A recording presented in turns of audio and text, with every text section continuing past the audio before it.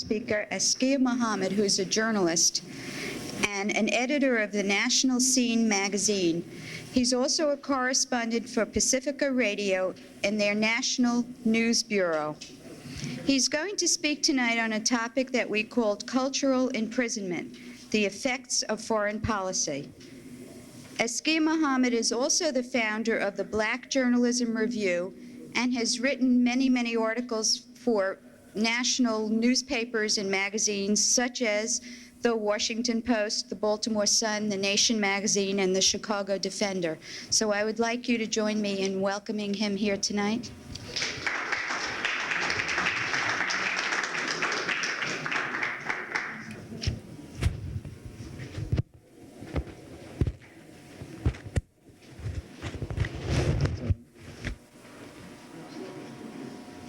Thank you very much, Ms. Vogel.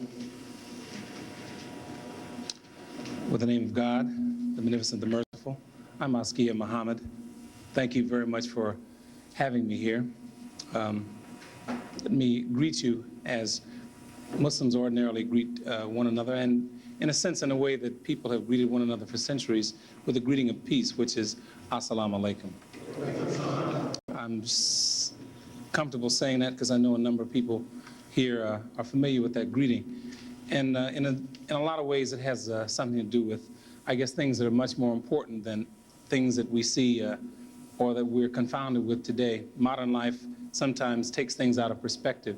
I don't know how many people noticed, for example, what was it, Saturday night, the new moon and the star. The star is actually the planet Venus, but they are in a configuration not unlike the star and crescent, which is often seen as a symbol. That's important not because it's, it's important because it looks good. It's also important because it only occurs, it occurs so infrequently. And I guess one of the things that people, particularly under various forms of incarceration, come to understand and appreciate is time. And all time really began and is measured, and absolute time is really measured and compounded based on astronomy and the movement of the stars. And one thing that happens every so often, if you really study astronomy or time or calendars or physics or motion, you pick up on some of those things, such as, and you can tell and know when certain things are going to occur. In a lot of ways, this is where much of the ancient wisdom comes from. This is where the ancient greetings such as Assalamu alaikum, which means peace be unto you, came from. People through centuries and centuries of practice have found that among the best things for people to have and the best way to greet one another and the best things to offer one another when they greet one another is peace. And I don't know anything that we've done, no matter how many satellites or things that we've sent to the moon, which have improved upon the wish or the greeting to offer one another peace. I'd like to begin this presentation with a couple of poems. I think they're sort of germane to, at least to me, and to what I have to say. And they sort of set the tone for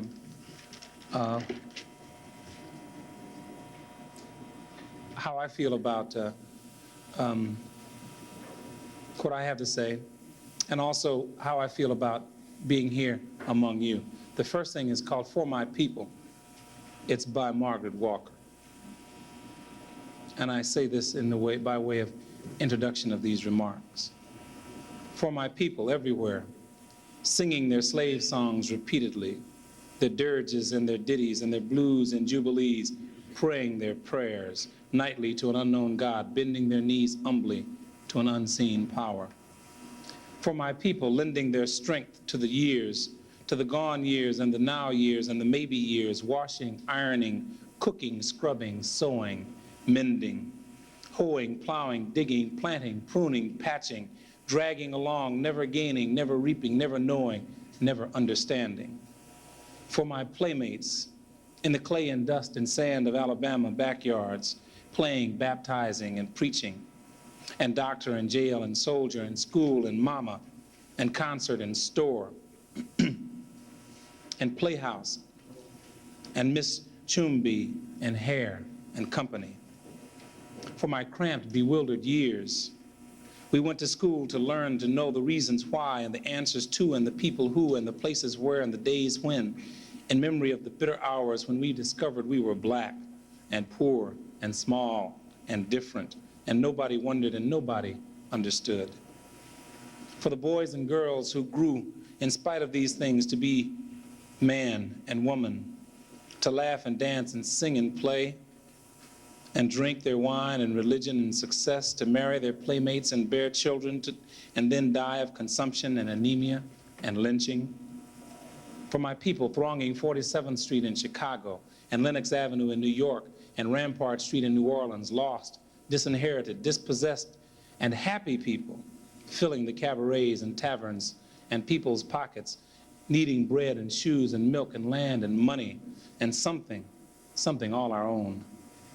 For my people walking blindly, spreading joy, losing time, being lazy, sleeping when hungry, shouting when burdened, drinking when hopeless, tired and shackled and tangled among ourselves by the unseen creatures who tower over us omnisciently and laugh.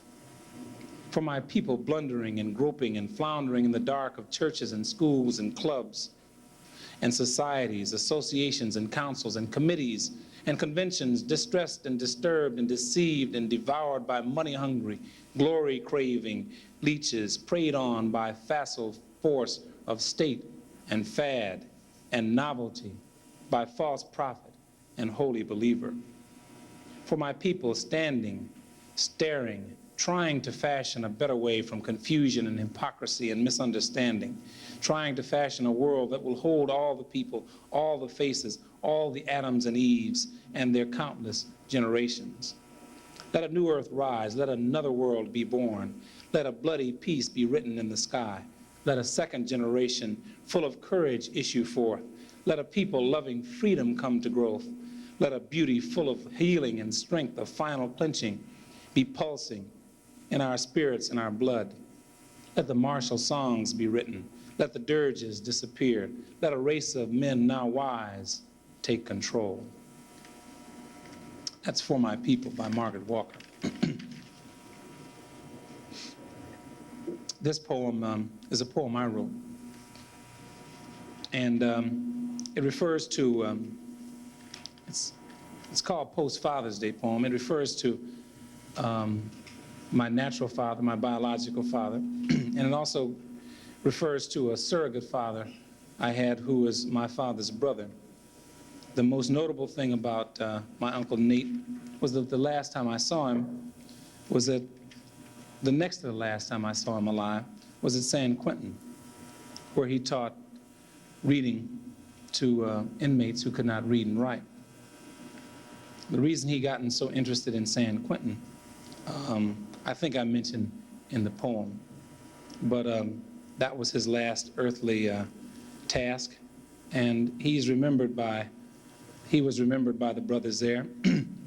I guess often, until I left California, I used to visit him on a program similar to this that they call Soul Day at San Quentin, and it happened just about every August or so in the summer, and the brothers inside had people come in from outside, and growing out of the 60s and in the early 70s, it was a method of expression and cultural reaffirmation by the brothers inside. Post-Father's Day poem. Whenever they serenade AM/FM sunrises with Mahalia Jackson's most memorable, I remember my Uncle Nate and all the fathering he did for me and my children. Wish I had a brother like him to fill the gaps for me when it's not Father's Day or time to tickle my son. Wish I had a brother now to find, pay, pick them up from babysitters, take them to doctors whenever my career conflicts. James Cleveland reminds me of James Bell, and if the Reverend James could praise his holy name, James Cool Papa could steal and slide and throw and hit the hide off that Negro League's baseball, just like Uncle Nate. like Manny Rivero did. Until they got Nate on that reefer beef in 1949, taught him how to love convicts like he loved baseball players, to love teaching some convicts how to read, write their names for when they got letters, got back on the streets. My old man was Sunday's haircuts and strawberry ice cream to take home to my mother. He was checker champion, Nathaniel Sr.'s son, Nate Jr.'s younger brother, a poet and an author. Thank you. Thank you. U.S. cultural imperialism, the imprisonment of the world. If 30 years ago, Sir Winston Churchill saw an iron curtain descending across Europe, I, for one, now see a net of U.S. imprisonment, which, like the Soviet military imperialism recently, this part of U.S. activities has its own way of finding its way and having its way and making its will known among defenseless people. In the name of freedom, people in this country, in the name of resisting aggression, and in the name of freedom for all the people around the world, we in this country are now being forced to give up the freedoms that we enjoy here in America. 1984 is on the calendar for the next presidential election, but the way things are going, 1984 might be here before we elect the next president. The stifling of dissent has already begun. Sort of like, and you hear and read and see about the Cold War rhetoric that's returning to the United States foreign policy, which means that the United States will now talk tough and act tough and therefore gain and earn and have its rightful respect and prestige around the world. And in the meantime, those who question and have some disagreement with the way things are decided and the decisions, or if in fact in the decisions that are made, because there's no guarantee on no gospel coming out of the White House.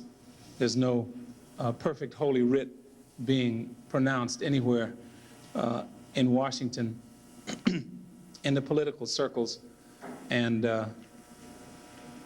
everything is subject to failure or success, and all should be subject to question. But then when people like Edward Kennedy, for example, question the intelligence of U.S. playing, of the United States playing host to a deposed dictator, namely Mohammad Reza Pahlavi, the deposed Shah of Iran, he's been drummed off the political front page more or less, and just really, he may never recover from having just questioned the intelligence of an act which was a decision made by another person. You can't be free, I can't be free if someone lets you be free, the Harlem graffiti writer wrote, and having writ, walked on. The last time I checked, no one was giving any freedom away. And no one knows that better than the 30 million Afro-Americans in this country. It sounds like ancient history now, but back in April 1977, I was the first black reporter to ask a question of Jimmy Carter at a presidential press conference. It was 2 days before the United States was set to unload a blast in the face of the Soviet Union from the president's new human rights musket at the next session of the Helsinki Human Rights Accords. So it seemed to me like a natural question to ask, why, in the name of human rights, was the Reverend Ben Chavis of the Wilmington 10 still languishing in a North Carolina jail, clearly a political prisoner? Carter's response to the world then is not unlike his response to the Iranian government and the student militants holding 50 U.S. hostages. In the Chavis case, instead of seizing what seemed to me to be a natural opportunity for human rights house cleaning at home, the president stonewalled it. He refused to comment about the injustice that continued in a North Carolina jail because he said the case was still before the courts. Now, once again, the Carter government is stonewalling it on another critically important human rights issue.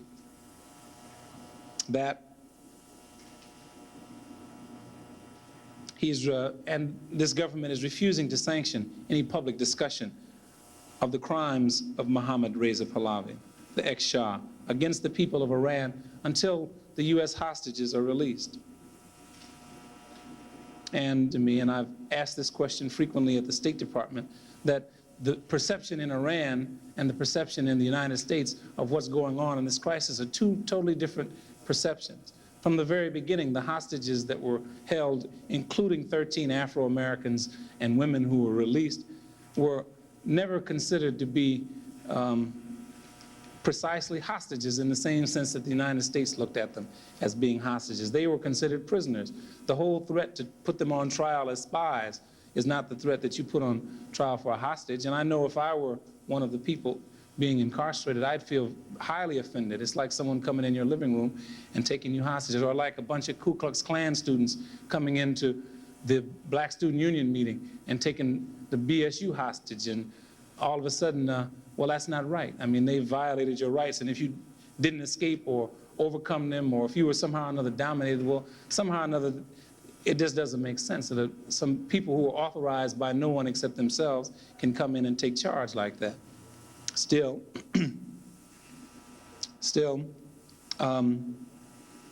those people and those acts are viewed in totally different perspectives. The United States refuses to talk about anything. The president hasn't left the White House except to go to Camp David since November 4th. He hasn't, or he went on Meet the Press yesterday, of course. But who's the hostage? I mean, it seems like there's 51 hostages, including, or 52, well, I won't play the dozens, 51 hostages, including James Earl Carter. He and his policy and his government are, in a sense, being held hostage because of not a refusal to be able to reason with other people, because they speak English, they understand, or someone speaks Persian, or we can communicate with them. It's just that people are speaking on two different levels and in two different contexts and have two different meanings and purposes in mind. In a sense, the 50 people are really unimportant.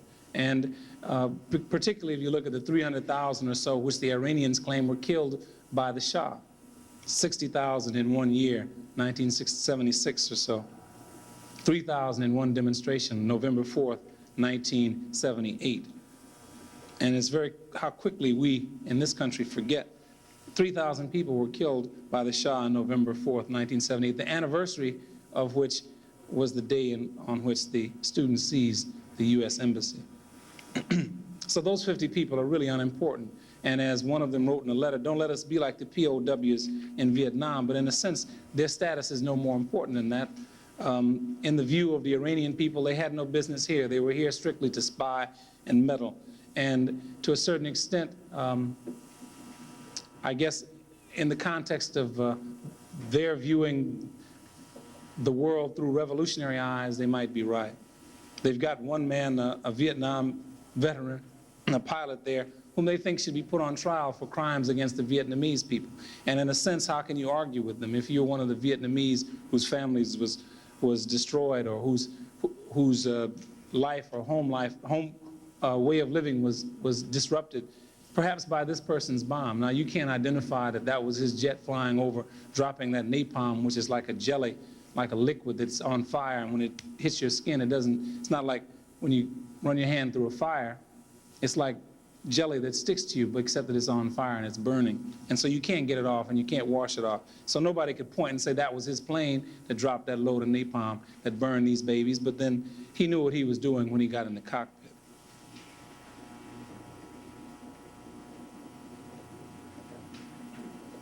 And in the context of revolution, and in the context of the Iranian people, and in the context of the one world that we live in, somehow or another, perhaps he should stand trial for the crimes that he committed. But somehow we can't see that. Somehow we understand the importance of getting Eichmann, the importance of keeping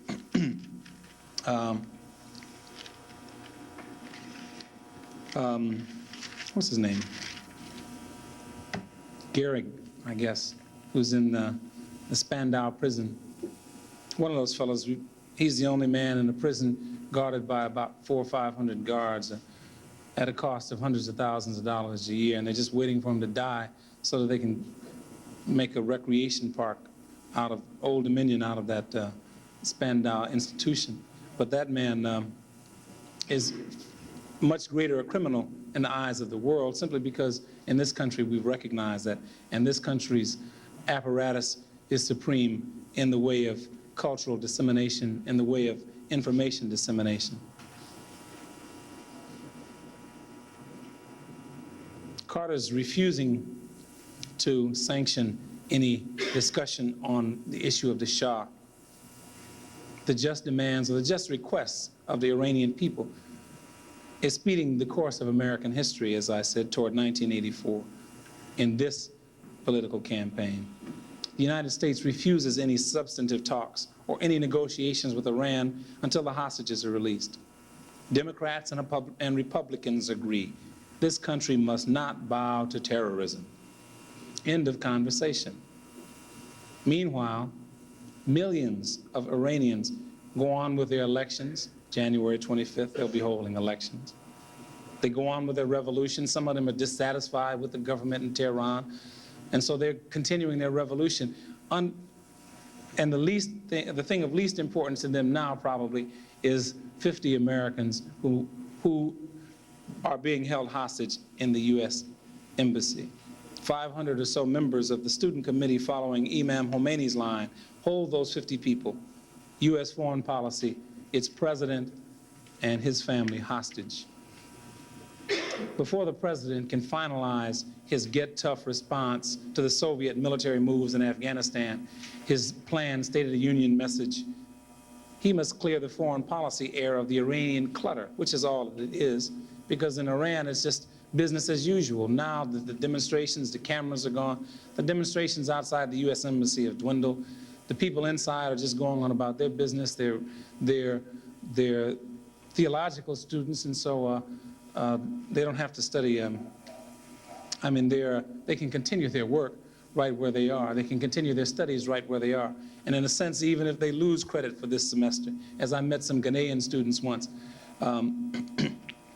18, 19-year-olds, the age when most of us were, when most of us were, depending on our age, either in the popping hubcaps or stealing tape decks out of cars or whatever foolishness we were in, Thunderbird, White Port, and lemon juice, whatever it was, our fad, these Ghanaian students, when a youngster, sort of like themselves, 27-year-old flight lieutenant, pulled a quick coup on the Ghanaian government, deposed and executed all these generals, the one who deposed Kwame Nkrumah, the ones who deposed the deposer of Kwame Nkrumah, and the ones who deposed them, and all of them who were rich from robbing the country's treasury. When those Ghanaians, those young people, almost enlisted men, flight lieutenants, that's the bottom of the officer ranks. When they took over and started executing all these generals, it made all the corrupt people in all the countries neighboring them feel a little bit nervous, and so the Nigerians cut off the oil. The Ghanaian student that I met, who, if he were in this country, might be a basketball player or something, said that what they had done, what many of the students in his university had done, was just say, to hell with school. We're taking off for the next 2 weeks, and we're going to go and inform our people why there's no oil, why they have to walk, and why they have to bear up with these problems, not because our government is on the way to pot or somehow or another we're losing ground, but because it's a progressive act, and all of us must bear the sacrifice. So nothing, no dissent, no revolution, no counter-revolution was heard from in Ghana, simply because of the courage, I'd say, of these students. But rather than make these kinds of admissions or understanding or acknowledge this understanding of these kinds of issues, the president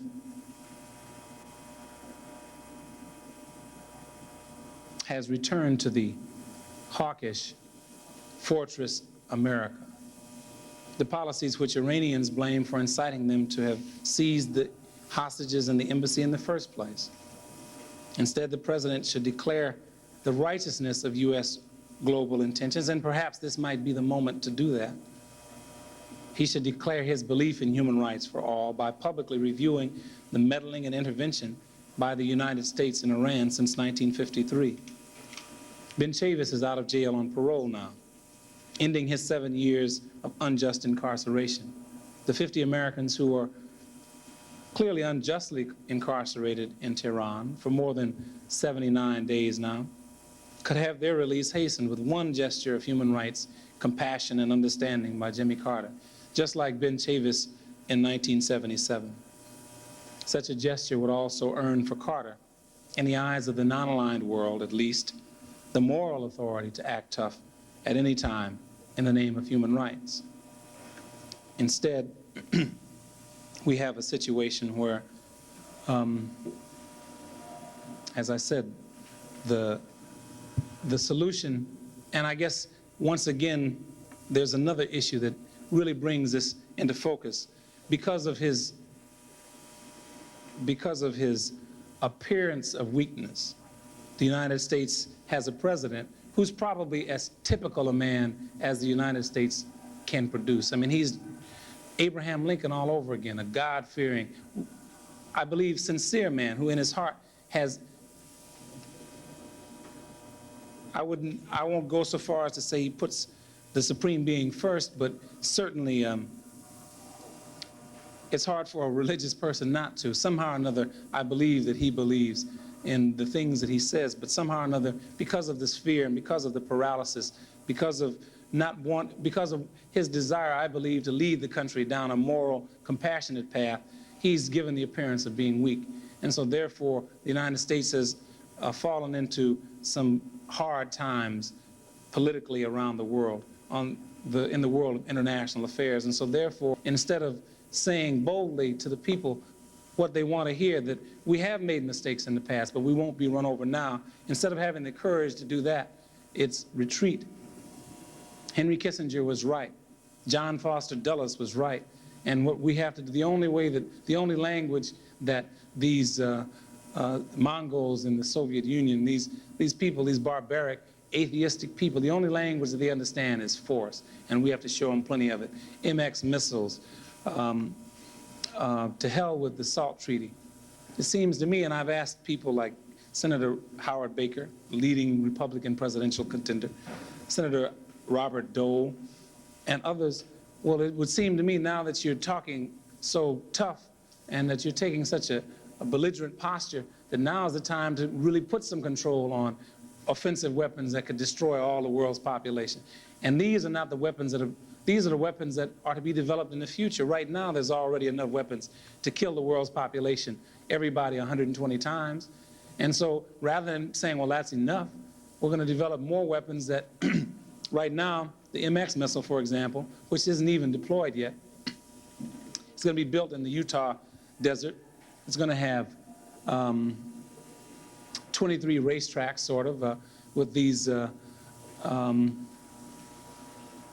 where this 60,000-ton, sort of like a locomotive, 2 diesel engines, just like in a locomotive, are going to pull this missile. And they've gotten this to such an extent that in order to fool the Soviet Union, which has satellites over this country taking pictures and can see these tractors pulling this big long load, some of which have missiles in it, some of which don't, and the point is no way to know which one has a missile in it. And each one, since there's a limit on how many missiles there can be, you've got 23 sites, therefore you got one chance in 23 to blow up the missile and destroy it before it's at least on its way to wreak its own destruction. But then they predicted already that pretty soon the equipment will be so sophisticated that in order to deceive the Russians, they'll have to put 60,000 pounds of concrete inside these dummies, because they'll be able to measure the seismic wave of this tram running down this road and know that the tram is empty if it doesn't have 60,000 pounds of weight in it. somehow or another, I guess there are people in, clearly there are people in the United States Pentagon who talk like that, because that's where I heard it. I didn't make this up. I suppose there are people in other countries who think of these same kind of devious things. Well, how can we figure out if there's something in it? And how can we figure out if that's actually concrete or if that's actually a missile? I mean, there are even contingencies for when there's, in the middle of Utah, there are going to be spies who go around checking these little places. I mean, they're, totally minimum security, a little picket fence around it, and inside is this bomb, and someone pushed a button, and it'll raise its head up, and the missile is gone. Payload of, what, I guess, each one capable of carrying 10 warheads. So, I mean, that's 23, I mean, that's 230 warheads right there built on that one little system. That's the, that is the kind of response, and it goes to ad infinitum, ad nauseum. There are plans on top of plans, details on top of details, which, I mean, will just boggle the mind. Those which have been rejected. I mean, the number of which are rejected is far greater than the number which are approved, and the number which are approved is so bizarre and so catch-22 that anything that you see on television is not beyond the realm of reality. If it wasn't written by an ex-CIA person or consulted on by one of these type of people, certainly, I mean, I don't know if people are repackaging the trash from the Pentagon, the State Department, but if you ever, and you think this is a lockup, the State Department is a building, for example, a door like that, instead of having a big lock there where you might have a counterfeit key on it, it has a combination on it. And then to make sure that when the door is, when the room, whatever room it is sealed, you put a piece of tape on it and it says sealed across the door, so that anytime the door has been entered after that, I mean, and only certain people have this tape that says sealed or says secret or whatever, and they have these combination locks on the office, on the doors to their offices, simply because no one is supposed to know what you're talking about, or only people, only a certain select people are supposed to know. There are two criterion they use on that. First is that you're cleared for security and that you can be trusted with the information. And that's first, that's most important. And then I guess even more important than that is that you have a right to know, or need to know what it is being discussed. If you don't have a need, you could be General Eisenhower, and whatever it is, you're not going to be told unless you're president and get it somewhere or another, and force someone who's under you to tell you. It's really hard to believe how much evidence there is that is so abundantly clear about what is going on in world affairs and about the U.S. imprisonment of the rest of the world's collective thinking. Iran is a classic example, I'd have to say. It's as classic an example as there is, and no one has as yet failed to, has backed down from the position of we're right. The U.S. television networks, for example, are every day sending us America held hostage, reminding us what day it is and how many days the United States is being held hostage by this group of people in Iran. At least twice a week or so, I go to the U.S. State Department and listen to, usually to Harding Carter, a man whom I think, much like Jimmy Carter, and perhaps even more so than Jimmy Carter, is a compassionate human being with a decent soul and honorable intentions. And he articulates the U.S. line, that's what it is.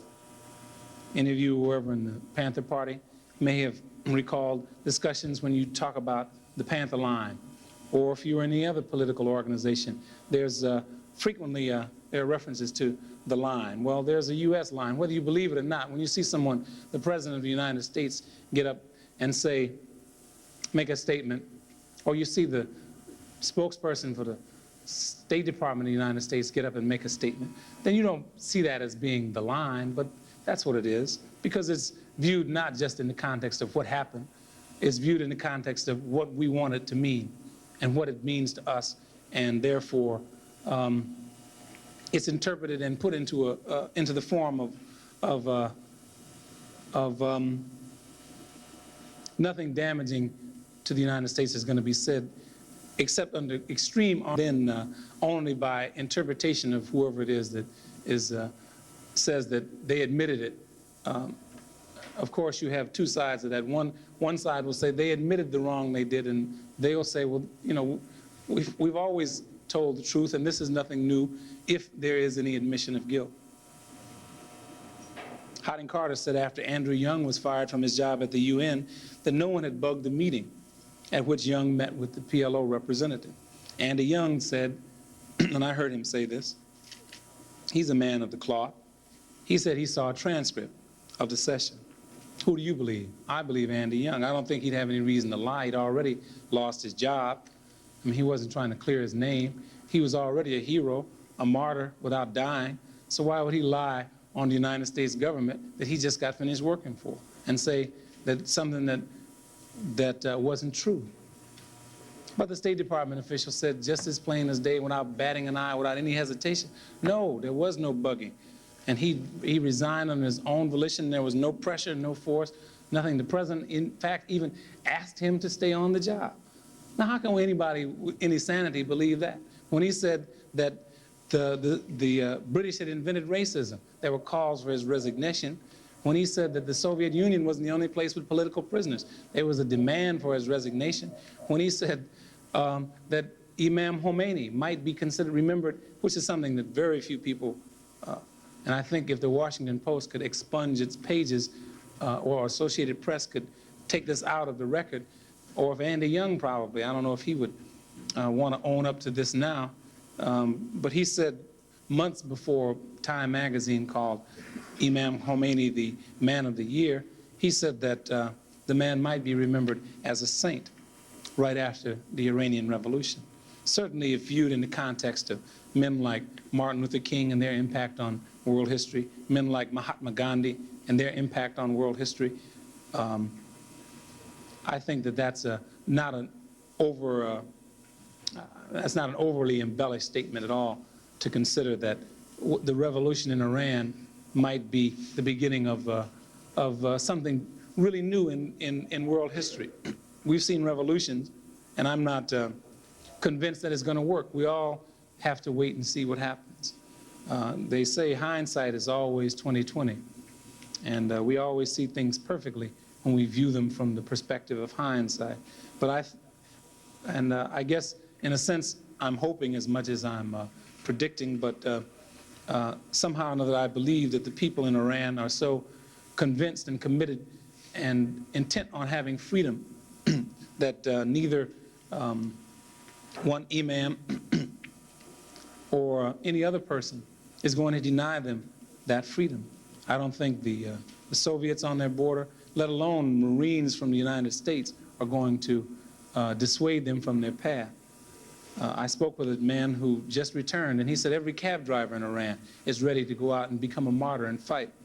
And every high school, every kid, every person is filled with the spirit of defending the Islamic Revolution. The question even then is not one about Islam, because you have various people, some who are Azerbaijanis, some who are Balukis, some who are Kurds, some who are Arabs, some who speak various dialects, some who practice Sunni Islam, some who are Shia, some who are, that's not even a question as to what kind of Islam they're going to practice. They're all Muslims. They all get up and pray at 5 a.m. They all pray 5 times a day. That's not even in dispute. It's not, well, will the Sunnis have purges against the Shiites? No, it's about, it's about some political goals. It's about how is the land going to be redistributed in our country. It's about other kinds of economic reforms. And, it's not about are we going to go back to having United States corporations and all that goes with that, all the corruption and all the prostitution and all the other things that go with vast importation of American products. Are we going to have that, or are we going to have our own basically simple way of life?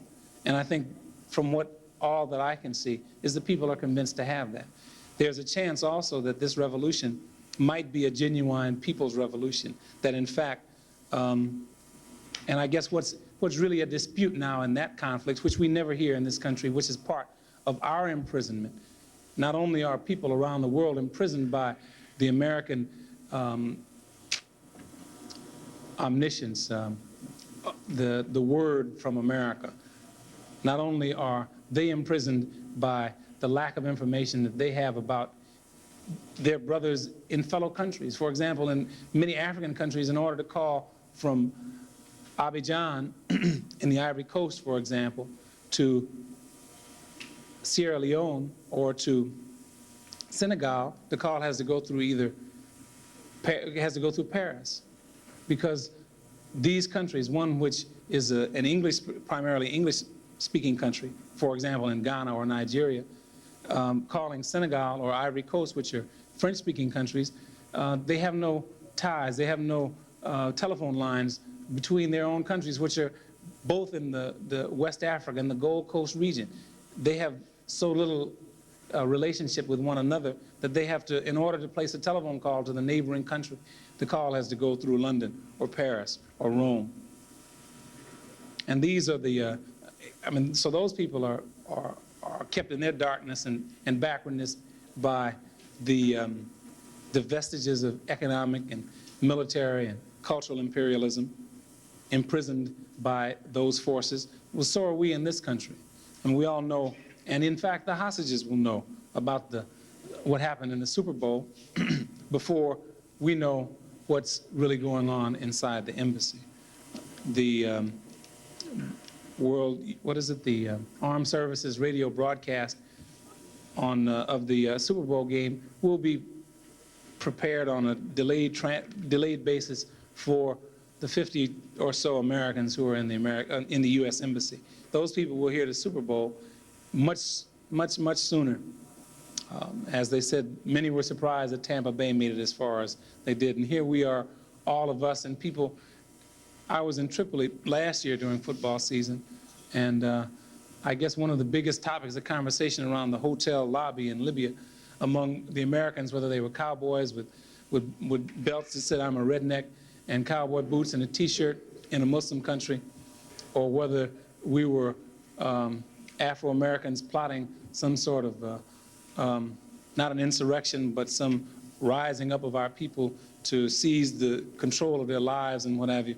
Whoever we were, whatever our goal or purpose was, when we met in the lobby, it was the fellow who had the shortwave radio gave the report on what happened on the weekend football games. And we know more about that everywhere we are. In Kabul, Afghanistan, I don't care where they are, you'll find some people with shortwave radios listening in at whatever hour it is. If it's 4 o'clock in the morning, somebody's going to be listening in to find out what happens at the football game, at the weekly pro football games. And we know so little about what happens in their country. In fact, we don't even know that people in many of these places or in neighboring places or just miles away are starving or a cholera epidemic. It's really I find it really a tragedy. In the 70s, after the Vietnam, U.S. strategy withdrew from military and economic imperialism.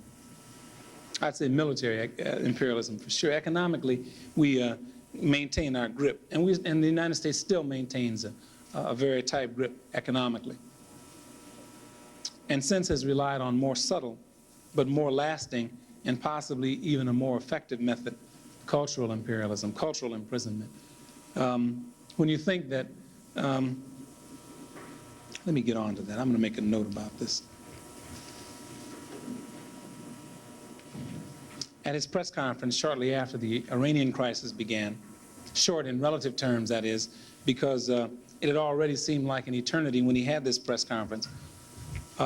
It had been more than a month. It was December when Jimmy Carter had a press conference. When he was asked, isn't the United States being pushed around? I thought it was a tough question, and it was one of the first or second questions that he was asked. Isn't the United States being pushed around? Aren't we being pushed around because we're weak and haven't used the full strength? Is the United States as strong as it used to be? This was one of the questions that the president was asked. Being pushed around in Iran, the sacking and burning of the embassy in Pakistan. All of these incidents seem to suggest that the United States had lost its power and influence and was no longer the superpower that everyone had known it to be. Carter responded, and I thought it was a very honorable response, except that he didn't confine everything he said. Everything he said wasn't absolutely true. I guess interpretively, relatively, it was true, because who's there to dispute the president when he says that the United States is the most powerful country in the world, economically, militarily, and politically?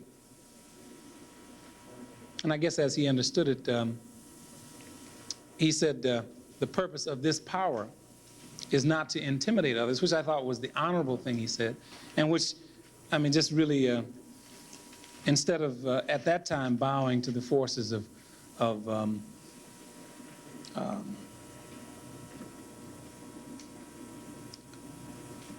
fear and indecision and making some statement as if to pep up the U.S. spirit, he counseled the American people. He counseled the person that questioned him that power, the purpose of power, is not to inflict your will on other people or people who have less power, or to assert your way, or to make certain that the other people do what you want them to do.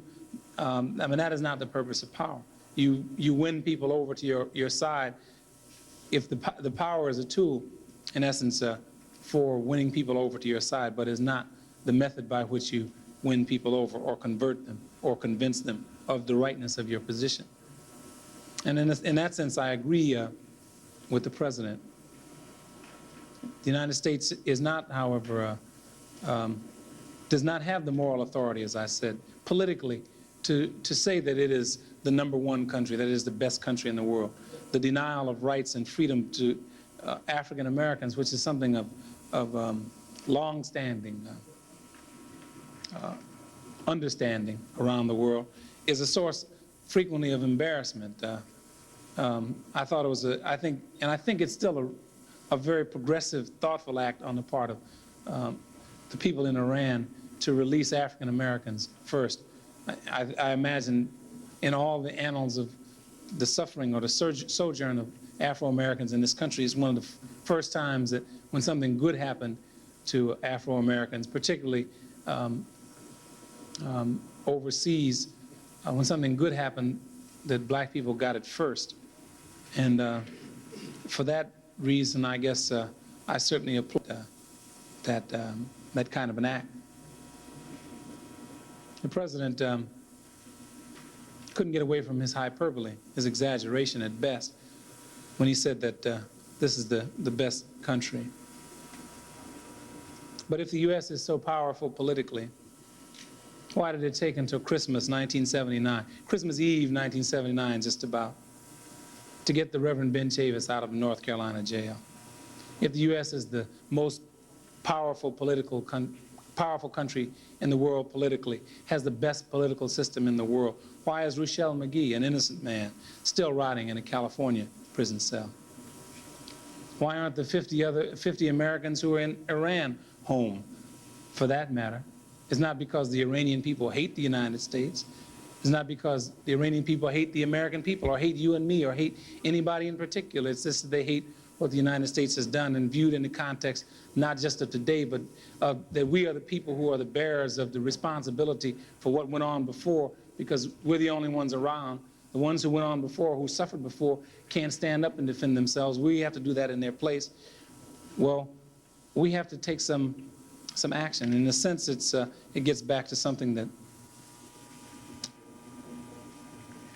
Minister Malcolm X Shabazz said: the chicken's coming home to roost. Put another way, you reap what you sow. And in that sense, the harvest has not even begun. Maybe 1 or 2 figs that were overripe before the season began have fallen in Iran. Maybe a ripe fig fell in Iran and burst on the ground, but the harvest hasn't really begun. If indeed that old thing that we've all thought and felt and believed and been taught is in fact true, that you do sow what you do reap what you sow. If indeed that is true, look for hard times ahead. if the economy is so strong in this country, if this is the most powerful economic, if this country has the best economic system, if this country has the strongest and most powerful economy in the world, why have interest rates climbed to 15%? I mean, you can't imagine. I mean, it's hard to perceive, and this is on something that's easy. This is mortgage interest rates are 15%. Mortgage is something that, you know, they're not making any more real estate anywhere. Maybe a few landfills here and there, but those aren't too substantial and sturdy. I wouldn't bet on one of them. But they're not making any more land, so it's always going to be there. It's going to be very, very, and its value can only increase, or its importance for the use of people can only increase. And it's the best security there is. It's better security than money, because money is only good at the checkout stand, at the lunch counter, at the supermarket.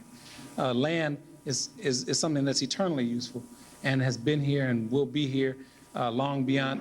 The earth will be here when we've turned to dust. Our bones have turned to dust, and perhaps we'll be a memory. Perhaps this year, perhaps this Iranian crisis, perhaps the United States of America will just be a dot, a semicolon, just a sentence in the annals of history. I mean, how many civilizations, when was the last time you heard somebody talking about Babylon, the Hanging Gardens of Babylon? When was the last time you heard somebody talking about Macedonia? When was the last time you heard someone talking about the Tunisians and the Phoenician soldiers who once marched all up and down Africa and North Africa and Egypt and Libya? I mean, when was the last time you heard about a bad Phoenician? Been quite a while. It might be, and we in our experience might end up being just as brief in the memory of history, in the memory of time. But when that time comes, the earth will be here. So what's better security is there for a little bank loan than some land? And on the basis of that, the best collateral available, the best collateral, the eternal collateral, interest rates of 15%, which mean when interest rates are 7% and you have a 20 or 30 year mortgage, it means that before your mortgage is done, you're going to pay 3 times what the note was. So if you have a $40,000 house at 7% interest, you're going to pay $120,000 for that house, but before the 30 years is gone. So at 15% interest, you may as well just not even buy the place. You may as well just get an eternal lease and just a 99-year lease, and just you'd be better off because you'll never pay for it as it is. I mean, it's really absurd. The value of money is purposeless. I remember the Honorable Elijah Muhammad said once, and in a sense, I guess it's becoming apparent that one day we might need a wheelbarrow full of money to go to the store and get a loaf of bread.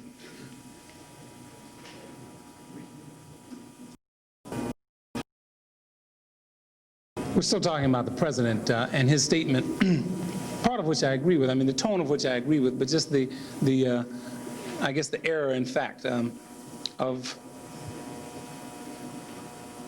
his statement about the United States and its greatness. I wonder if our economy is so great, our country is so great, why is inflation zooming at 13%? Unemployment is over 6% for whites and 3 times that for blacks, who still have the energy to look for work. And not all blacks are bothering to look for work. I know when I was unemployed for about 15, 18 months, and that wasn't too long ago, and if you see some I guess, proletarian aspects of my appearance, then you understand that just comes from not having, or still being in that, coming out of the vestiges of not having steady income. But when the unemployment checks ran out, I just stopped bothering to go down to the unemployment office. Therefore, when I was going to register, they counted me as unemployed. When they stopped paying me to register, I was no longer employed, but I was still not employed, but then I was no longer a statistic. And I wonder how many other people, how many Afro-Americans are similarly out of work.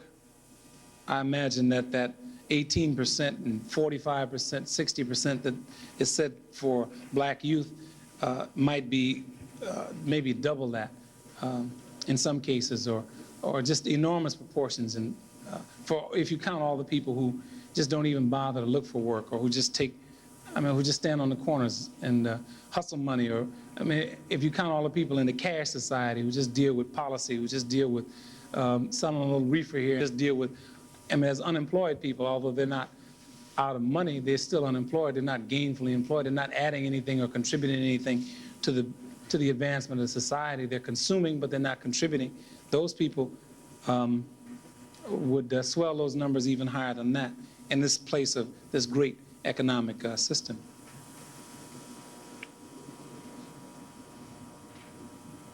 Gold in this country. We're talking about the price of bread. We're talking about money. Gold is, the United States government guaranteed this up until about 10 years ago, guaranteed the price of gold at $35 an ounce.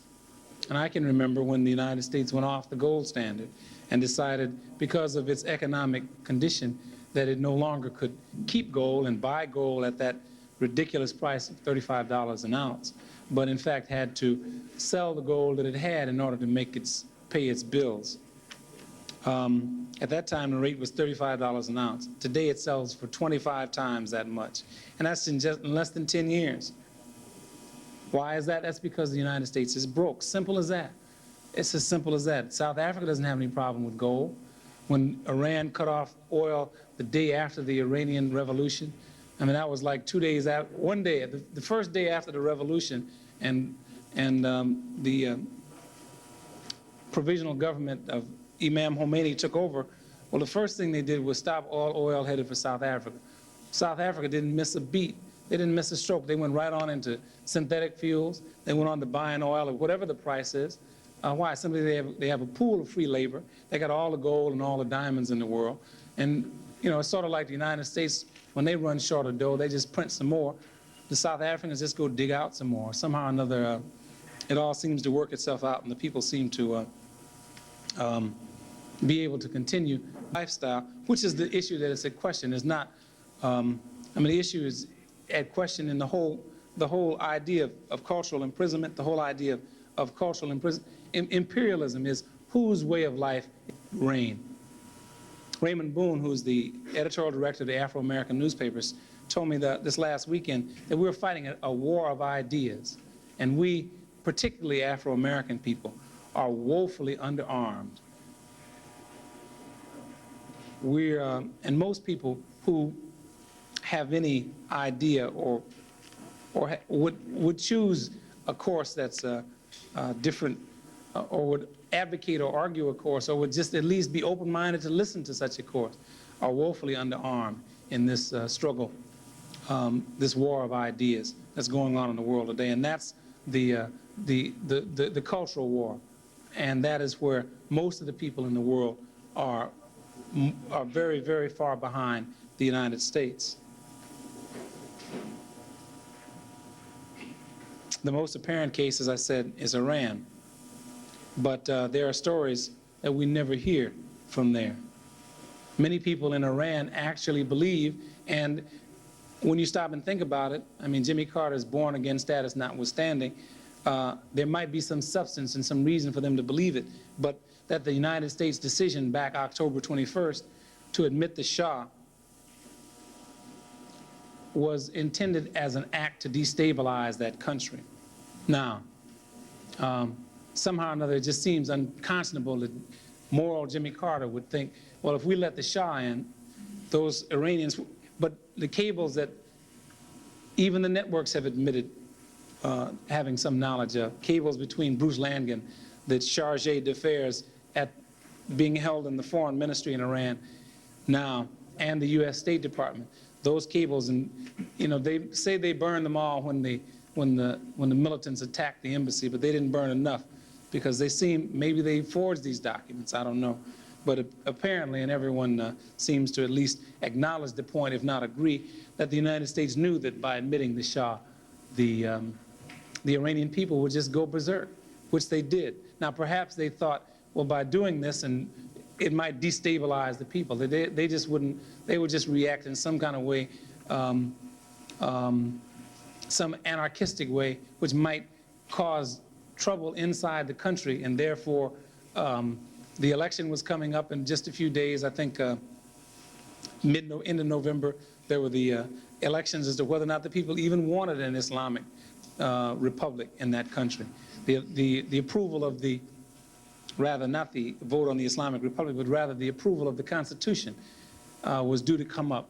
And so perhaps I certainly wouldn't put it past some of the strategists in this country who have taken the time to consider whether or not a spy satellite 200 miles above the United States can detect whether or not 60,000 pounds of concrete is actually a missile or not, going to a dummy silo, one of 23, and can go from any spot to any other spot in less than 30 minutes, and less than the time that it takes for a Russian missile to come to this country. The people who thought of that wouldn't think that maybe we could get some play, or maybe we could get some action, maybe we can get something going for our side if we just did something and made those Iranians mad.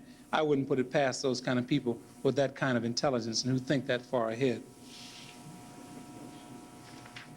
The Olympics are another kind of an example of that. And in a sense, I guess it's another example of Jimmy Carter's own imprisonment. The whole John Wayne image of macho America, John Connolly, Big John, going to clean up, square up the world, square up the planet, get everybody back on the dollar standard. And because of not wanting to be upstaged, first thing, we cut off the grain to the Soviet Union. A man who said, we'll never use food as a weapon against innocent people. Because really, who starves? Is Brezhnev going to starve? Is Kosygin or any of those people going to be in misery? Are they going to miss their steaks?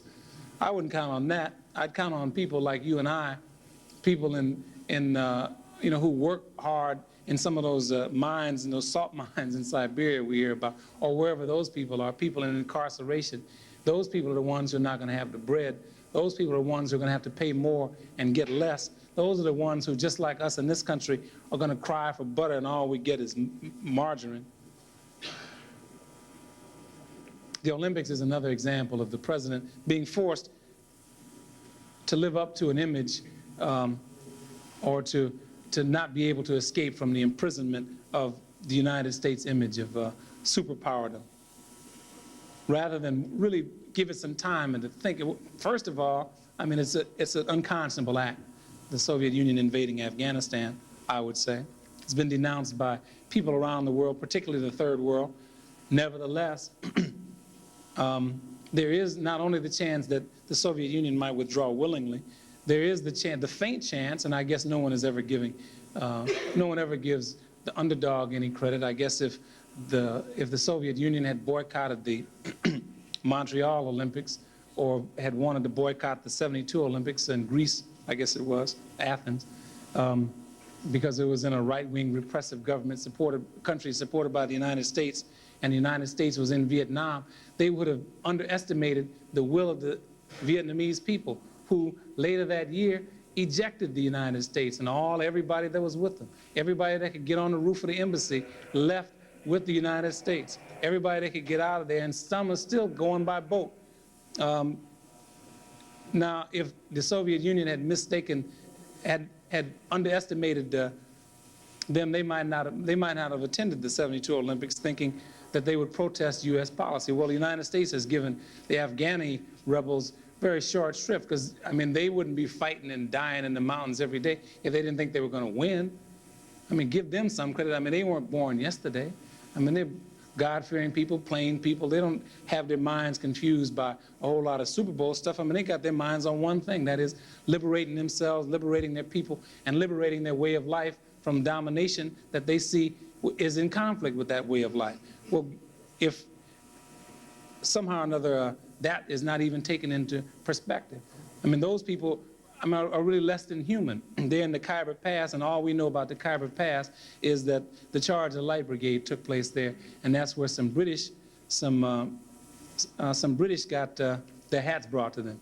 All we know about most of the Zulus is that, you know, at some point or another in 1849, 30 held off 3,000, but they eventually got their hats brought. All we know about Santa Anna and the Alamo is that Sam Houston and a bunch of Americans, Europeans, whites, got their hats brought to them by some unruly, some rowdy, you know, 30 held off 10,000, and would have made it and fought to the last man. They would have made it, but somehow or another we remember those massacres of those innocent people who were doing nothing except extending the boundaries of U.S. military imperialism at that time, or extending the boundaries of whatever imperialism that they represented at that time. The Olympics is an example, and the people who will be made to pay for the president's strength will be the athletes, who are, in a sense, undecided. But if you deal with the question of the United States using politics as a weapon, my God, using politics in sports, I mean, that's unconscionable. That's unconscionable. How can you dare to think, I mean, is this 1970, 1980? I mean, have we forgotten 1968? I mean, I don't know, I don't think anybody here wasn't born when John Carlos and Tommy Smith stood up in Mexico in 1968, and when they played the national anthem, they didn't do anything disrespectful. They just didn't put their hands on their hearts. They just put a black glove on their hand and raised it like this to say, this is what we think about the conditions of our people in our life, not after we boycotted, not after we rebelled, not after we did something wrong, but after we won in the name of this country. This is what, and they were hounded, and John Carlos is probably still unemployed, if not in jail by now. John Carlos was a little bit wild and what have you. He may have come to his senses. Tommy Smith, who was a little bit more stable and didn't like to smoke and didn't like to drink and run around and carry on, and was a little bit more conscientious about his craft, was track coach at one or two little universities, Wilberforce for a while, but he can't keep a job. In a sense, partly because of that image and partly because of the attitude that he developed, because he knew in his heart he was right. I mean, he wasn't crazy in 1968. He wasn't stupid. He didn't train all that hard and all that time and go through all that pain and all that sacrifice to get up and just sacrifice his whole life just because of something he believed in. But somehow or another, all of a sudden, that is just forgotten, and that reprehensible act is being done not just by a few individuals who are dissatisfied with no jobs at home, or dissatisfied with the treatment and police brutality, who are dissatisfied with hunger and inadequate housing conditions, poor health, the highest rate of infant mortality, more stillbirths than live births, more illegitimate births than of the live births than legitimate births. People who are dissatisfied with those kind of conditions, it's not them, it's the whole government. It's the whole United States saying, we will protest this political act, and we will make all these athletes and all these people whose parents have sacrificed so they can go to ice skating school. And don't you think that there's very many black people studying ice skating? But if there's a rink here in Baltimore, tomorrow morning at 7, there's going to be some children out there, 5 and 6 years old, taking lessons, practicing some figure eights. I mean, for 15 or 20 minutes, just zooming around doing figure eights on some ice. Not just here, but in Tulsa, Oklahoma, in Norfolk, Virginia, everywhere you can think of, there's an ice rink. There's some people out there doing that, and gymnastics and everything else. There's some 5 and 6 and 7-year-olds doing bench presses and all that so they can get ready for the 1992 Olympics. And those people who started 8, 10, 12 years ago training for this Olympics are just going to be out of luck, because the United States has to show a strong face. The United States, in its cultural trap, cannot see the justice of the cause of the people struggling in the Philippines against a dictator as bad as the Shah, who's as dissociated from the people, not just the Muslim revolutionaries who started this thing 7, 8 years ago, who represent only 14% of the population, but by the Catholics. All the Catholic bishops have condemned this man, and yet the United States, so as not to show any face of fear or weakness to the threat of hegemony, as they call it, cannot say that's wrong, cannot distinguish right from wrong. All we can distinguish is power from might, and might makes right. And the only thing that we can distinguish is who's the strongest and who's in the best position, who has the strategic entrance to the Indian Ocean, the Gulf of Oman, the Persian Gulf, where all the oil comes. It'd be just as disastrous for the Soviet Union if exports of oil to West Germany and Japan were stopped, because the Soviets depend, it's a world global economy. One day if the oil stops, I mean, it means some serious readjustment in the lives of people, not just in the United States, not just because people depend on the work, the labor that we produce here. People depend on, believe it or not, people depend on those Sonys and those Toyotas coming out of Japan. People depend on the wheat and the food that's grown in this country. People depend on the beef that comes out of Venezuela. And that's not part of just something that just relates to the East or to the West. It depends on, it's everybody's world, it's everybody's earth, and we all live in it. One sign of this and one of the, I guess third world, people in the third world are not, are coming out of their imprisonment. Many of them come to school here and they study here, and sometimes their language, their speech is indistinguishable from the speech of people, just regular Americans. But what they say is just so abrasive. The United States is wrong, and they don't compromise on that.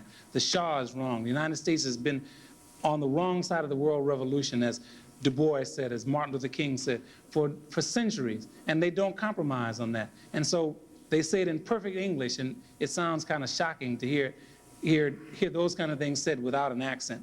But those people are saying that around the world. The people are wising up. They say when you go to the moon, if you're going to bring back and mine the moon, then what comes back from the moon or from any other planet, for that matter, belongs to we want our share now. We're not going to wait.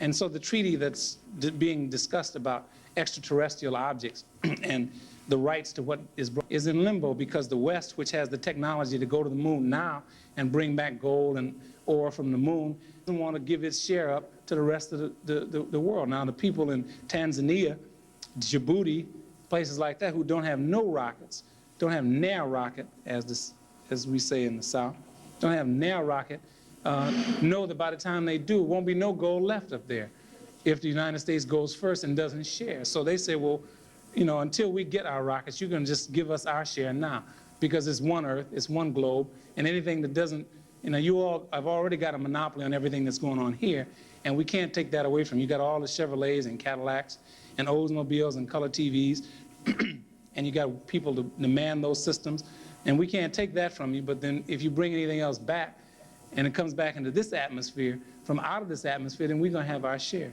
So, those people are waking up. People are, they've awakened to what's happening in Rhodesia. The Patriotic Front now says, okay, we understand what the game is, and I would say taking enormous risks. Can you imagine, here you have been fighting a revolution in the bush for years and years and years, and somebody says, come in, give up your gun, and go into a compound, not unlike this kind of a compound, and you know who's in charge here. It's not the ones inside, it's the ones who have the key, or the ones who are outside who control institutions like this, whether it's a military compound or whatever kind of compound it is. And so these people are taking a risk that, okay, we will trust these people, and they may not, they may lose their bet, because the British are saying, well, you all are almost criminals because you're violating the ceasefire.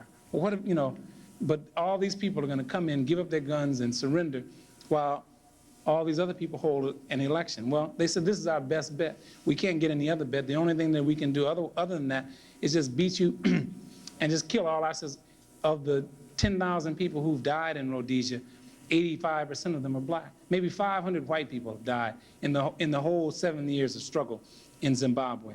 500 out of 10,000 people. And the proportions are just as absurd when you look at 1 out of 24, 240,000 whites, and they're leaving at the rate of 1,000 a month. And as soon as the black government comes in, all they're going to wait for is for the British and the Australians and the United States to get up some money to buy their land back so they can leave. That's the only difference between this and surrendering in some revolution. They will be paid for the land that they stole from the Africans in the first place. But somehow or another, we see these things as being correct and just, that you can't just take the land back from those people. They farm the land. It's the same thing that people say in South Dakota about the Indian land. You go to Pine Bluff, you go to anywhere in South Dakota. I'm trying to think of the Indian reservation where they had the shootout. Wounded Knee. You go there and you talk to the white people who are settlers, basically, about what's happening, and they will say, well, we built this country. This was a wild wilderness before we took it over and we built it up. The Indians have no claim to this land, regardless of the fact that for centuries they buried their dead at a particular place, and it's sacred land to them. Well, to hell with that. This is where the oil is, and so we got oil shale here, and we're going to destroy this ceremonial burial ground, and we're going to put an oil well here. I don't care what you say. I mean, you have no choice. Well, that's the same sort of attitude that somehow or another this belongs to us, and before we give it up in Rhodesia, before we give it up in South Africa, we're going to have to be paid for it. Well, somehow or another that seems to speak to the condition of imprisonment that the world is in, not because they are forced at gunpoint to live under these conditions, but because at some point or another we accept that this is the way that in order to transact business in a civilized manner, this is what we have to do.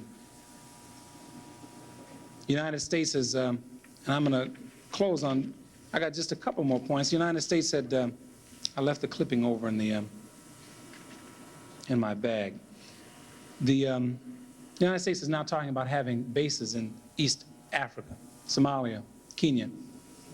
And the first thing that I thought about when I saw that headline in the Washington Post and heard the news reports or whatever was I said, wow, now that, it seems sort of like, I mean, it's like the panda bears in the Washington Zoo, or it's like the Wild Kingdom Animal Park, which has taken all, I saw a commercial on television yesterday. The cheetah in East Africa is an endangered species, and the poachers usually, and you have to understand that the markets for all these things are not in Africa. I mean, you don't have any Africans walking around in loincloths made from cheetah skin, and they don't walk around in alligator shoes or crocodile shoes. The market for these things is in the West, in the United States and Europe. That the cheetah is an endangered species because the poachers have come in and just about wiped them out. But in zoos in Cincinnati and San Diego and Washington, you got all these groups of cheetahs, which may be in 200 years after the poachers have wiped out Africa, maybe the only African game that's left alive in the world is in zoos in Australia and what have you. And this is the kind of thing that we see going on around us and accept, and we ask for butter and they give us margarine. Camp David is a peace treaty, they say, but in fact, if you talk to the Palestinian people particularly, but most Arabs in general, unless they're Egyptian, and the Egyptians don't know what to do with Uncle Anwar, if you talk to any Arabs, they'll say that it's not a peace treaty, it's a war treaty, because in fact, it denies the rights of a whole group of people who just don't have, I mean, they just will not have self-determination under any circumstances. They will have self-governing autonomy, according to the Camp David, self-governing autonomy, but they will not have any authority over the land on which they live or anything else. They can't make treaties, they can't issue passports, they can't do anything else. Self-governing autonomy is sort of like the, to say their own word, is to people in those kind of situations, what to say their own word is to people in incarceration. It's a program that you voluntarily participate in and you get the most out of it. You get as much out of it as you put in, but then it's not like being free. It's not like going to the university. It's not like going to Johns Hopkins and taking 16 units.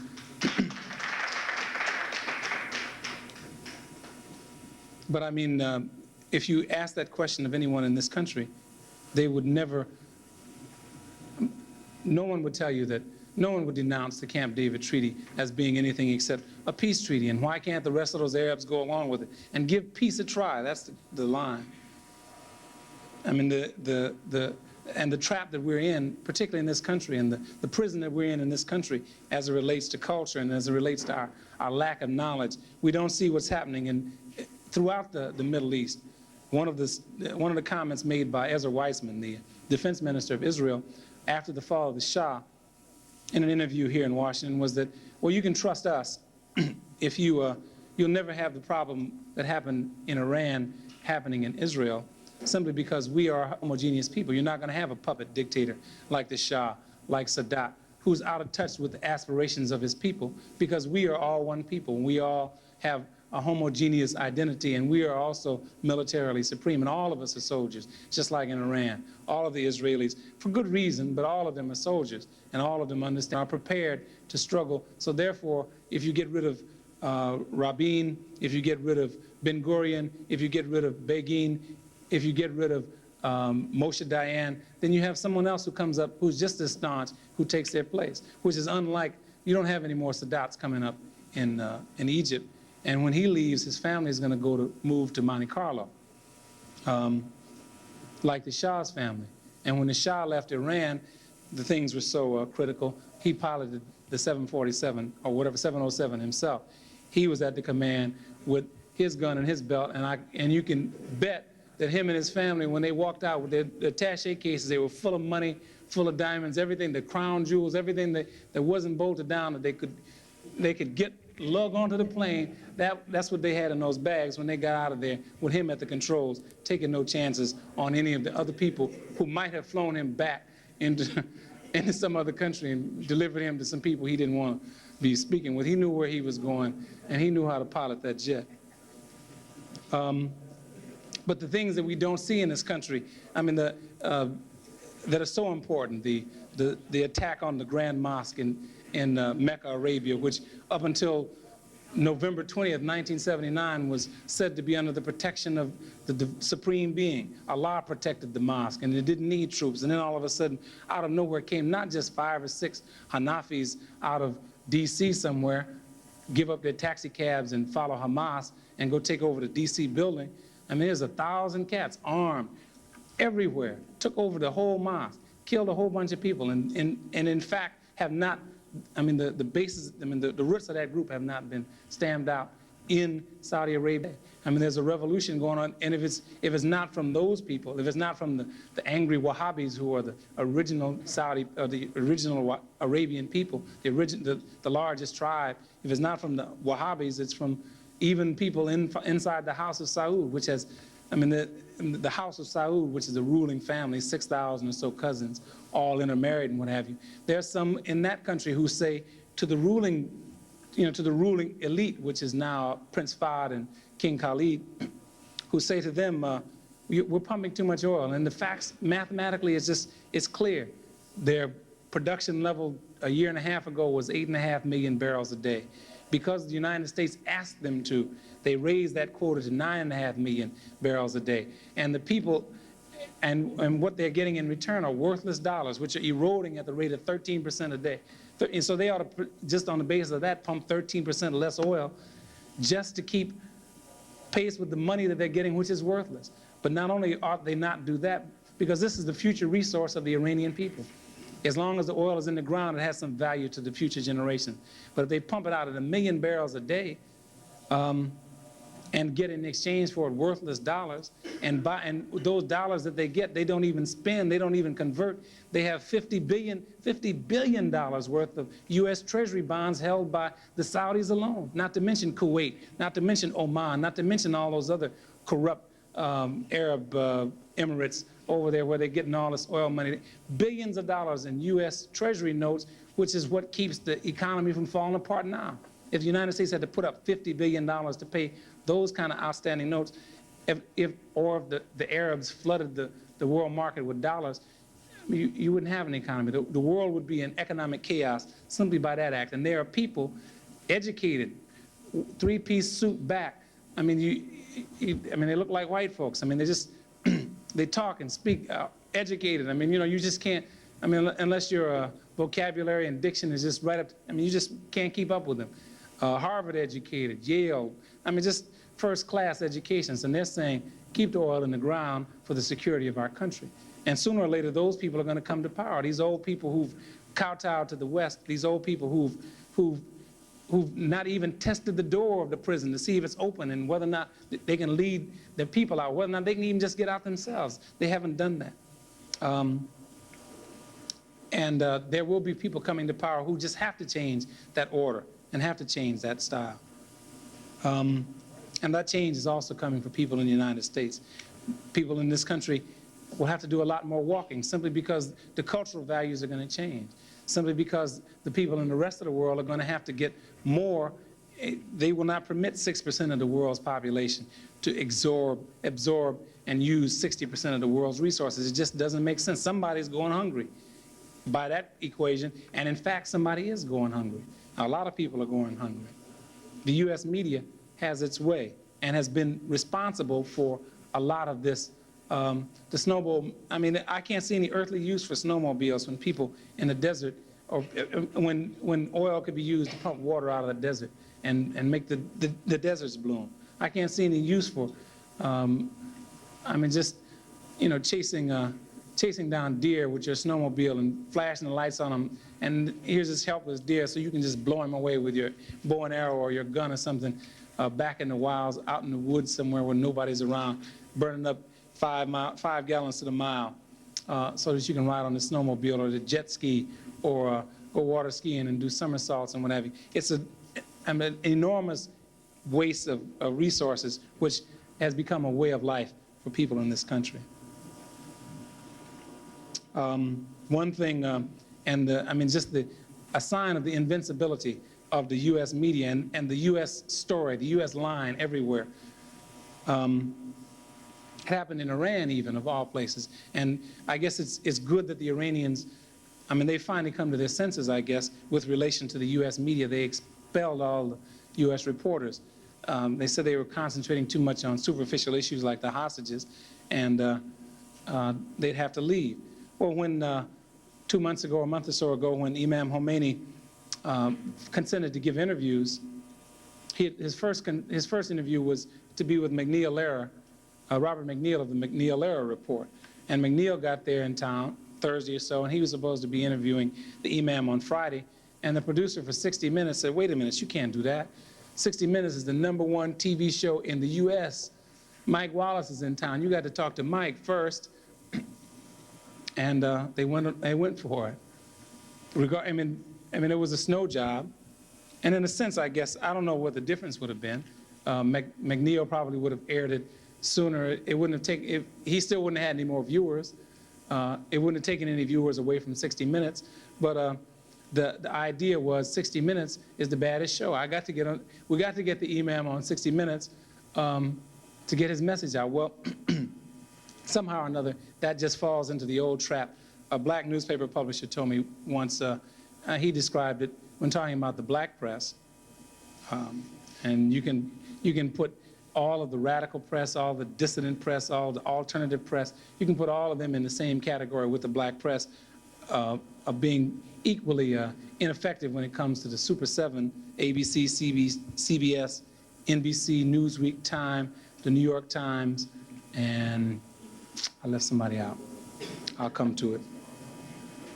Time and Newsweek. I say them? I think I got them all.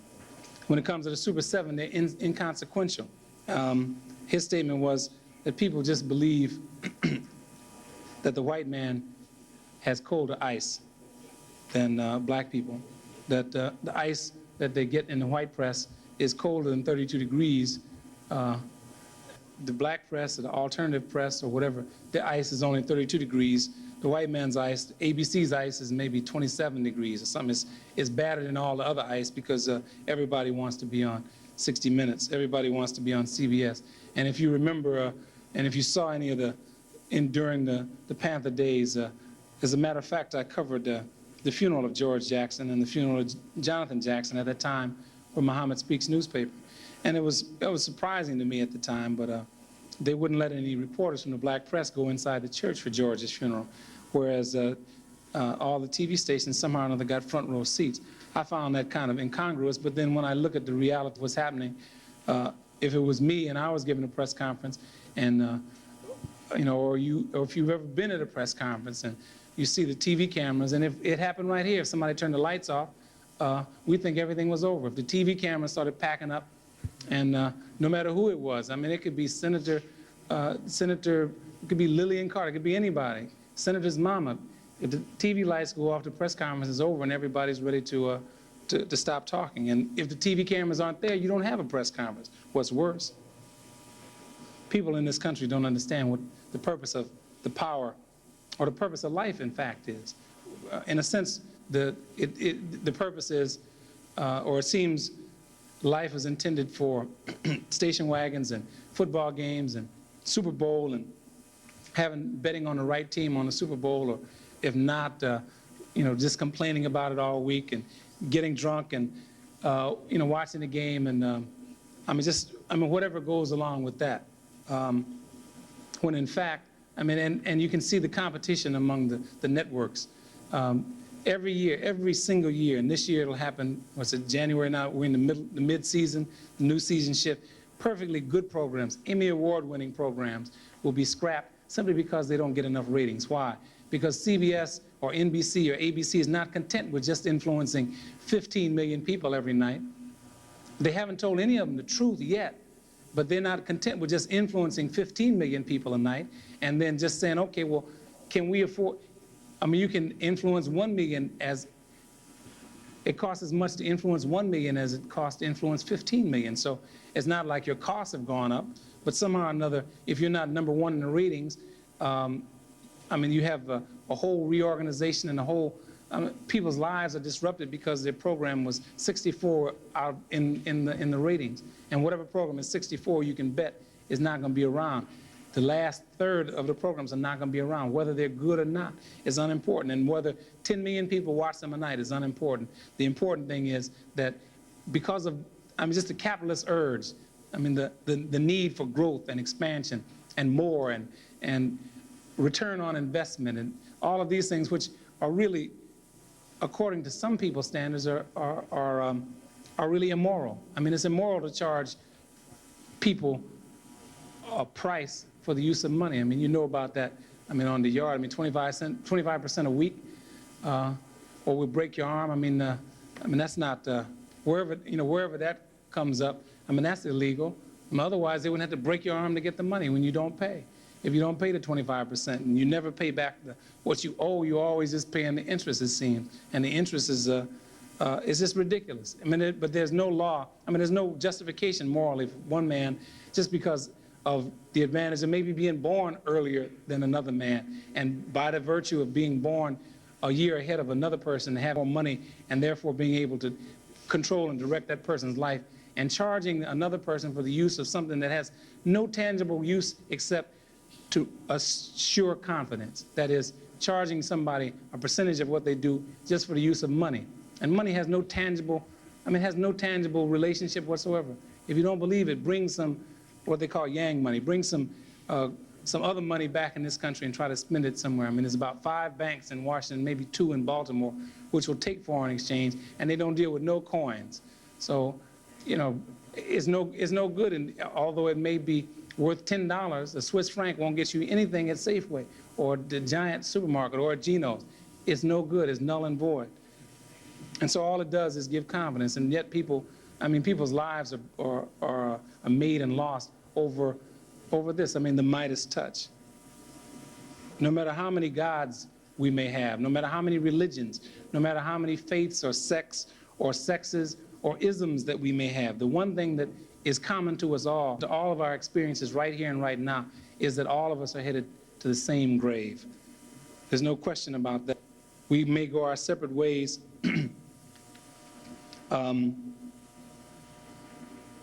but we may be for Steelers fans, or we may be Rams fans, or we may have lost on Tampa Bay or the Redskins, the Orioles. Whatever it is, it's really unimportant. The fact is, the things that are important is not how many Super Bowl rings that you have, because even with all the Super Bowl rings, you still have the same responsibility when you get to that grave as to accounting for your soul, basically. Each one of us has to account for a soul. If you become president, you must account for a soul, and being president doesn't exempt you from having a soul that has to be accounted for, or it doesn't exempt you from going to the grave.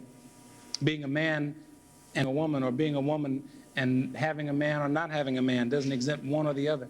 That's the thing that makes all of that fair, is that everybody, regardless of sex, race, everything else, has to face that grim reaper, as it's called, and somehow or another, the important things that relate to having a just life or a decent life, and relating to the really important things, not the glorification of the Super Bowl, although it may be very amusing. There's some things that are much more enduring than that. As I said, one day, the Super Bowls, when the first Super Bowl, that must have been a spectacular event, but now Super Bowl 1, 2, 3, 4, 5, 6, 7, 8, 9, 10, 11, 12, are dots in our memory, most people's memory. I mean, most people can't recall what teams played, let alone who the stars were in some of those games. And yet, nevertheless, every day there's something that we confront that's never going to change in our lifetime or in the lifetimes of our children or their children or their children or their children's children, which are things like the sun and the moon and the stars. And we see these things, and we should really be confounded about those kind of things. We should really be confounded by the pyramids and the Grand Canyon, things which took millions and millions of years to create. But somehow or another in our lives, in the span of our lives, we get diverted and distracted onto some of these things which I consider much less important. And somehow or another, when things happen like the Ku Klux Klan in the United States, we somehow or another can't find any way to stamp out the Ku Klux Klan. We can't stamp out the Ku Klux Klan right in the North, let alone in the South. We can't stamp out the Ku Klux Klan from among employees in prisons in the United States. Can't stamp out the Nazi Party from employees and inmates in prisons in the United States. And these are the kind of things which are the traps in which people in this country, or by which people in this country are imprisoned, and out of which people in this country must somehow or another endeavor to escape. Around the world, this is known as foreign policy, diplomacy, the art of statesmanship.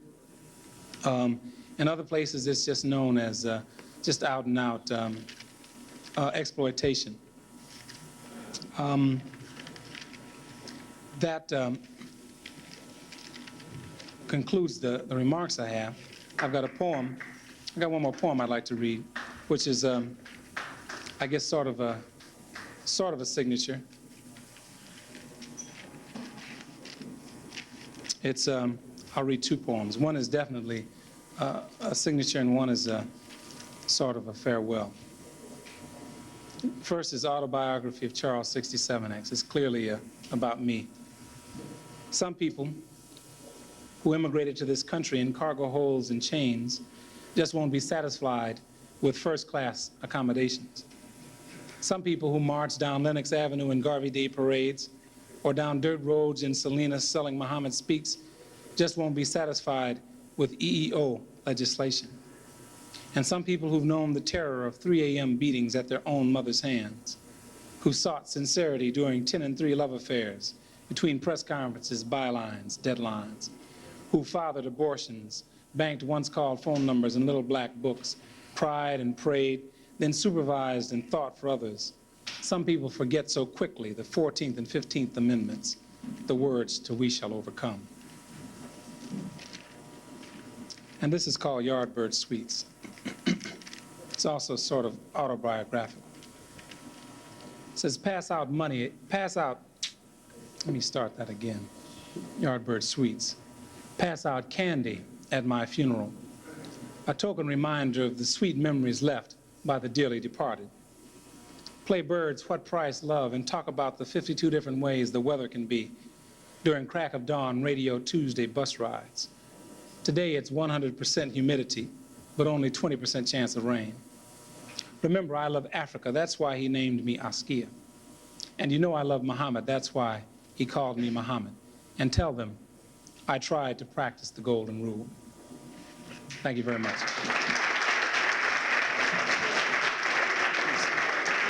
You want to let me do